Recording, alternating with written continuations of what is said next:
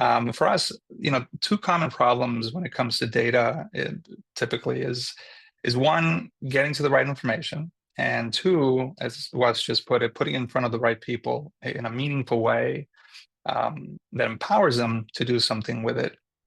So for us, our goal was to take data points like fitness check-ins that come from UPace, in addition to other data points, and take it a step further, create a predictive data model to help identify members who may be at risk for churn, and then put that information in front of the right people when they need it.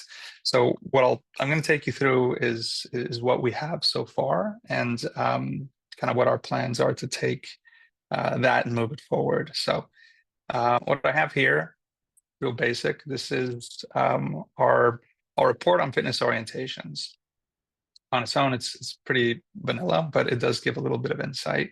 What we do with information like this is we take things like check-ins, and then we create roll-up summaries. And these roll-up summaries will then create totals of how many of these things a contact or a member has. Using these data points, we then use Salesforce Analytics Studio, which is part of the Einstein predictive side of the house. And we can take all of these data points, so check in the last 90 days, things like their membership categories, facility visits, how many course option enrollments. We iterate. We throw this into Analytics Studio. It goes through it, it analyzes, it comes back with something. And then this process is iterative, and it takes a while, but at this point, 25 versions later, we get to the point where we can test the model. So I'll show you really quick how this works. But once we have this predictive model, you can do things with it, and you throw what if scenarios at it. So in our simple example here, we want to test if a member has 0 to 1 facility visits, 0 to 1 fitness check-ins in the last 90 days. The model spits back that more likely than not, this membership status will be inactive, essentially a churn.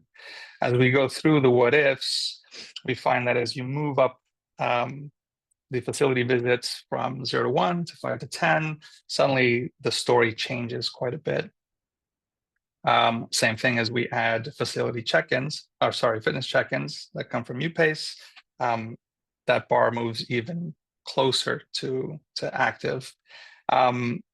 Interestingly enough, as you add more variables, so for example, a family type membership on its own is less prevalent to churn just from facility or fitness check-ins alone, because the majority of our family members really rely on programs. So course option enrollments, increasing that is what drives greater possibility of retention. So knowing all that, we're able to take this and then start doing some really cool things with it. And the first thing we're doing is we're putting this information right on the contact record.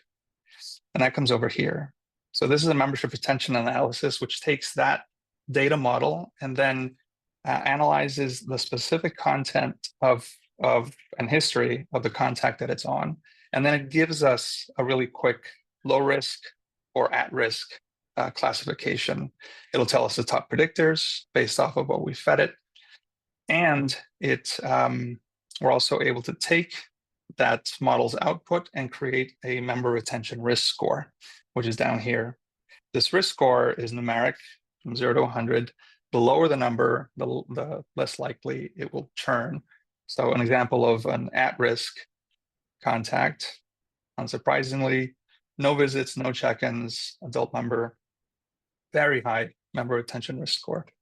So having the information here at front desk really changes the game for our member engagement folks, because at the time that they are taking a program registration or upselling or changing anything about the member and what they're signing up for, having this information is critical, because they know now they can do something with it. They know that there's greater potential for churn, and they can they can take steps to try to prevent that. So that puts the information right at the fingertips of our front desk people. The next place we can put this on is right at check-in. So this is our check-in screen. We can create a visualization of this engagement score right as the member's walking in. So they don't even have to come up to front desk. As they check in, this engagement score of low risk, medium risk, high risk is visible, and again, provides an opportunity for our staff to engage with these members. And the third place we're looking to put this in, and again, this, I haven't even talked to them about it yet, but this is the mock-up for it. Traction Rec is currently working on something called Welcome Center. And the way Welcome Center works is it'll give our staff visualization of everyone who has checked into the facility in the last hour. Putting this engagement score right on Welcome Center now gives our member engagement staff the ability to interact with these members within the facility and have that opportunity to figure out what's going on, have a plan, have those conversations that will make a huge difference. So this is how we're currently using or plan to use this model in a more informational way. But the vision is that we take this and we inject it into automated journeys. We can take this information and pair it with a survey, collect feedback from our members, find out why is it that they're at risk. Take that feedback, feed it back to the model, improve that, or turn that into actionable steps.